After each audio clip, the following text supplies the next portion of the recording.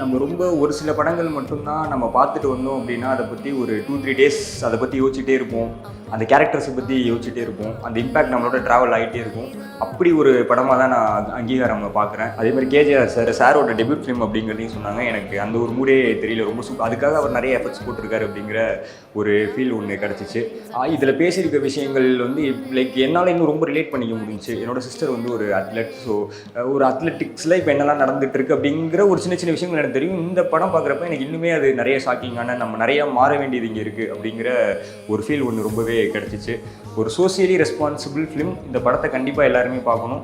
Social responsible ஃபிலிம்னா அது ரொம்ப ஒரு போரிங்கான ஒரு பேட்டர்னாகவும் இல்லாமல் ஒரு என்கேஜிங்கான, அப்புறம் மெயினாக ஆர்ஆர் ரொம்ப ரொம்ப எனக்கு பிடிச்சிருந்துச்சு. ஆல்சோ ஸ்டண்ட் ஒன்று லாஸ்ட்டாக பீட்டர் மாஸ்டர் பண்ணியிருக்காருன்னு சொன்னாங்க. அதுவும் ரொம்ப பயங்கரமாக பண்ணியிருக்காரு. சட்ட சட்ட சட்ட சான்றோரே மெத்த படிச்ச மேல